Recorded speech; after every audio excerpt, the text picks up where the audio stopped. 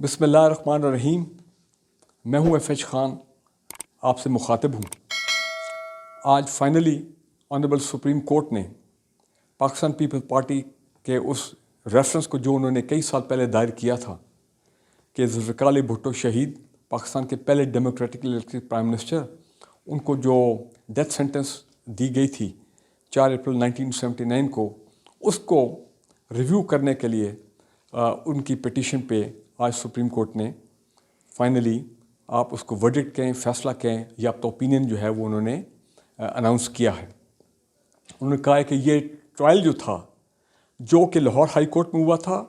Under then chief justice मौलवी मुश्ताक साहब, कि ये ट्रायल जो है ये फेयर ट्रायल नहीं था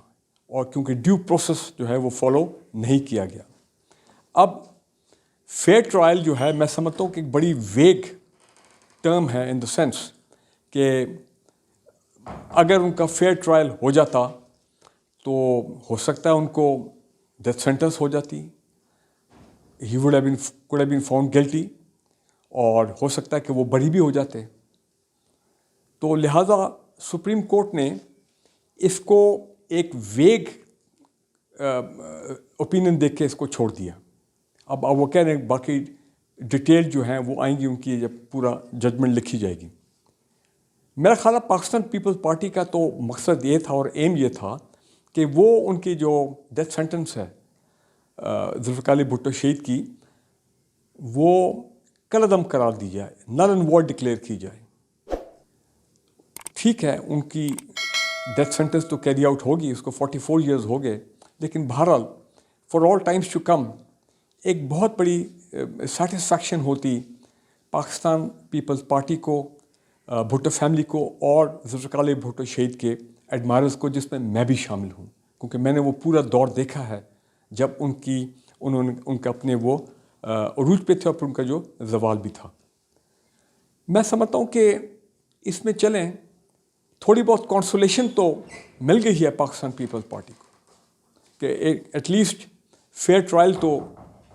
के बारे में तो उन्होंने कह दिया कि नहीं है, और बजाय ये कि वो उनकी पिटीशन को बिल्कुल रिटर्न कर दें अनएक्शन, या ये कि जी पिटीशन जो है वो रिजेक्ट कर दें। तो यहाँ तक तो मैं ये समझता हूँ कि शायद सुप्रीम कोर्ट ऑफ पाकिस्तान के जहन में ये है कि अगर वो इस केस को नल एंड वॉइड डिक्लेयर करते हैं, उनकी डेथ सेंटेंस को, तो फिर कल को और पता नहीं कितनी ऐसे केसेस हैं कि पिंडोरा's बाग खुल जाए पाकिस्तान में सुप्रीम कोर्ट के लिए कि और बड़े केसेस जो लोग फाइल कर दें। मिसाल के तौर पे जनरल मुशर्रफ है, उनकी डेथ सेंटेंस हुई थी पेशावर हाई कोर्ट से, और गो के एक पिटीशन आई थी सुप्रीम कोर्ट ने, लेकिन उन्होंने अनएक्शन करके इसको वापस कर दिया recently, if I am not wrong.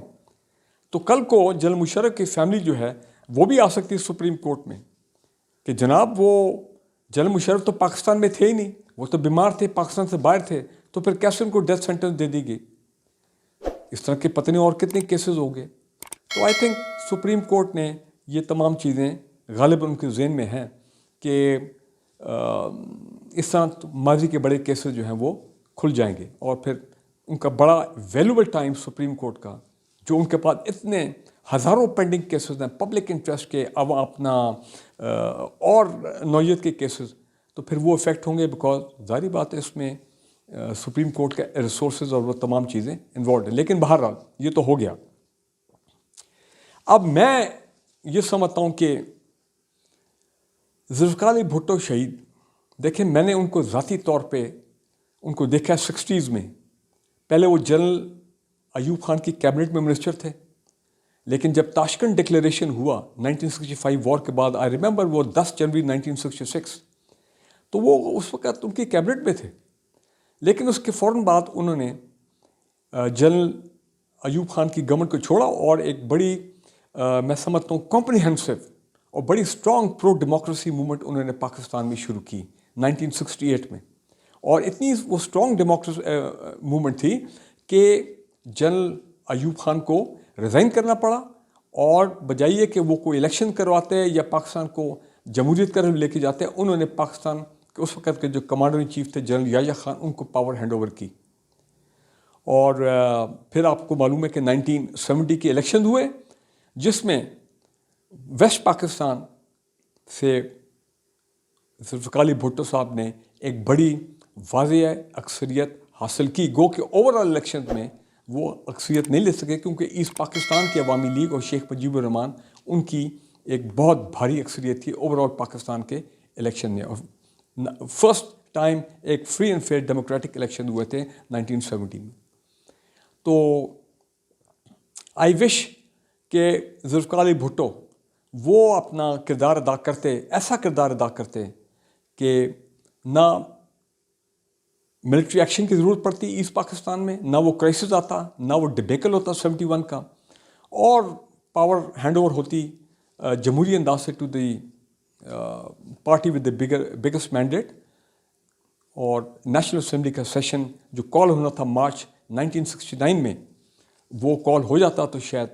Pakistan जो है वो बच जाता, यूनाइटेड पाकिस्तान बच जाता। लेकिन बहरहाल now that is part of history. फिर भुट्टो साहब became the first chief marshal administrator after 1971। और मैं समझता हूँ उनको क्रेडिट जाता है कि 1973 में, if I am not wrong, वो सिमला एग्रीमेंट किया, इंडिया गए, बेनज़ीर भुट्टो भी उनके साथ थी, और वो जितने हमारे सिविलियन और फौजी जितने प्रिजनर ऑफ वॉर थे उनकी रिपैट्रिएशन टू पाकिस्तान वो सारा उन्होंने किया। लेकिन मेरे लिए इम्पॉर्टेंट चीज़ ये है कि जुल्फ़िकार अली भुट्टो ने पाकिस्तान के अवाम में जो शऊर पैदा किया उस दौर में, और बाद में फिर जब वो 1977 में जब उन्होंने 1971 में जब उन्होंने टेक ओवर किया as the prime minister of Pakistan, फिर वो 1973 की जो कॉन्स्टिट्यूशन मुत्तफ़िका तौर पर बनी हमारी असम्बली ने, वो क्रेडिट उसको जाता है। लेकिन सबसे बड़ा उनको क्रेडिट ये है कि उन्होंने पाकिस्तान के अवाम में वो शऊर पैदा किया, वो रोटी कपड़ा मकान का जो उनका नारा था। बेशक वो इम्प्लीमेंट तो उस तरह नहीं हो सका, लेकिन उन्होंने पहली मरतबा as a very popular leader of Pakistan उन्होंने अवाम में वो उनकी जो अवेयरनेस थी अपने राइट्स के लिए, अपनी ह्यूमन राइट्स के लिए, उस पर अपने इख्तियारात के लिए, उस पर उन्होंने मेरा ख़्याल है कि बड़ी कामयाबी हासिल की और लोग बहुत उनको फॉलो करते थे। मुझे आज भी याद है कैसे जब उनके, उस वक़्त मैं कॉलेज में होता था, तो कैसे जनाब वो निकलते थे और उनके जो जलसे जुलूस होते थे, रावलपिंडी की ख़ास मैं बात करूँ, ख़ास हर बड़े शहर में, लियाकत बाग में तारीख़ी जलसे होते थे, मरी रोड में ऐसे सीन होते थे जो हमने कभी पाकिस्तान में कभी पहले देखे नहीं थे। So he was a very very popular leader, इसमें कोई शक नहीं है। लेकिन फिर वो मार्च 1977 की उनकी इलेक्शन के रिगिंग का मामला हो गया, जो इलेक्शन हुए, और उसके बाद एंटी रिगिंग मूवमेंट चली पाकिस्तान नेशनल अलायंस की, और उस मूवमेंट के नतीजे में वो जो क्राइसिस पाकिस्तान में पैदा हुआ तो मार्शल लॉ लग गया। फिर ये केस चला उनका नवाब अहमद ख़ान का मर्डर का, और उस केस में फिर उनको डेथ सेंटेंस मिली। लेकिन मैं आज एक चीज़ कहने पे मजबूर हूँ कि hats off to Zulfikar Ali Bhutto शहीद, उन्होंने जेल में, मुझे वो दिन याद है, उन्होंने कॉम्प्रोमाइज़ नहीं किया। They were the military government at that time, उन्होंने कॉम्प्रोमाइज़ नहीं किया। केस लड़ा उन्होंने अपने लाहौर हाई कोर्ट में, सेंटेंस भी उनको मिली, डेथ सेंटेंस, लेकिन उन्होंने कॉम्प्रोमाइज़ नहीं किया, उन्होंने कोई डील नहीं की। और 4 अप्रैल 1979 को एक बड़े बहादुर लीडर के तौर पे, जो उनके विटनेस थे, उन्होंने किताबें भी लिखी, कर्नल रफ़ी हैं, उनकी भी एक किताब है जो विटनेस थे वहाँ पे, कि कैसे वो गैलोस तख्तदार तक कैसे जब वो गए तख्ते तक, तो बिल्कुल ठीक है, कहा जाता है कि वो स्ट्रेचर पे थे, लेकिन ही faced death very very boldly from that point of view. बड़े बाहर के इंटरनेशनल लीडर्स ने उनके लिए कहा कि जी इनको छोड़ दिया जाए, लेकिन बहरहाल वो चीज़ नहीं हुई। लेकिन इससे भी ज़्यादा मैं समझता हूँ कि जिस पे हम जुल्फ़िकार अली भुट्टो शहीद को कभी भूल नहीं सकते, पाकिस्तान का न्यूक्लियर प्रोग्राम, पाकिस्तान का जौहरी प्रोग्राम, आपको याद है 19 कि वो, मैं उनको कहता हूँ अंग्रेजी में, father of our nuclear program, वो बानी थे हमारे न्यूक्लियर प्रोग्राम के। कैसे 1976 में इंडिया ने पोखरान पे, अगर आपको याद है, डेजर्ट में अपना न्यूक्लियर टेस्ट किया था।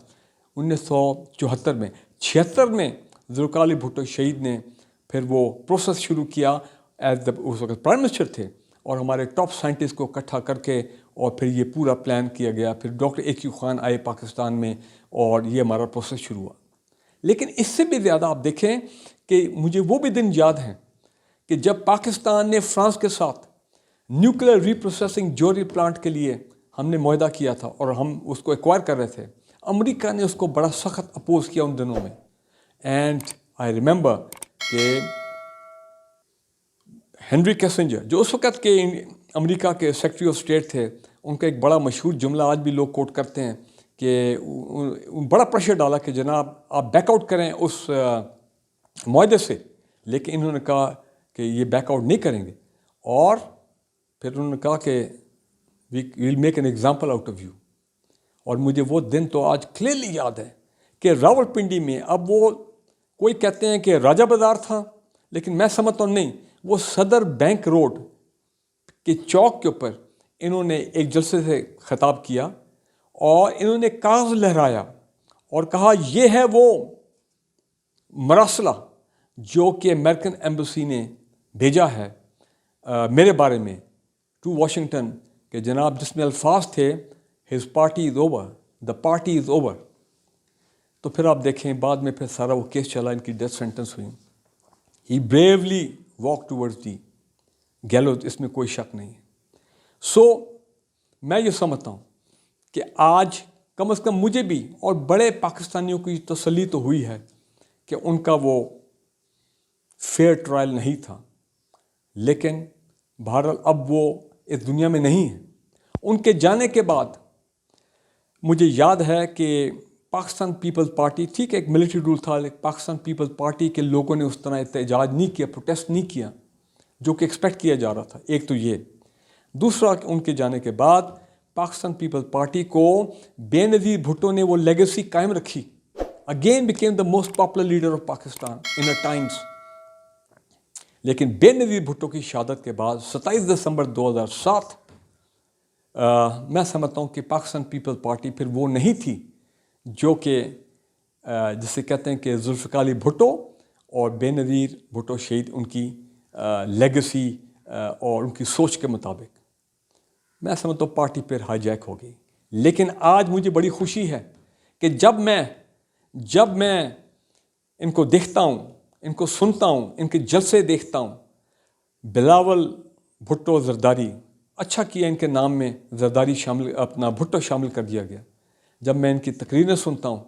तो मुझे जुल्फ़िकार अली भुट्टो शहीद और बेनज़ीर भुट्टो याद आ जाते। और मेरा ख्याल ये है कि Bilawal will carry forward the legacy of Zulfikar Ali Bhutto and Benazir Bhutto. और ये सिर्फ वक्त की बात है। मैं देखता हूँ, मैं देख रहा हूँ, आई कैन फील इट, इनकी पॉलिटिकल ग्रूमिंग इतनी अच्छी हो गई है कि ठीक है इन्होंने 16 महीने, he was the foreign minister of Pakistan पिछली PDM 1 की गवर्नमेंट में। अब देखते हैं इनको ओहदा क्या मिलता है इस गवर्नमेंट में, जो ऑल्दो फॉर द टाइमिंग तो वो कह रहे हैं कि वो नहीं ओहदा लेंगे, पीपल्स पार्टी वाले कोई कैबिनेट में नहीं होंगे। लेकिन मैं एक्सपेक्ट कर रहा हूँ कि the day is not far when Bilawal Bhutto Zardari hopefully would be the Prime Minister of Pakistan. So, as always, Pakistan Zindabad.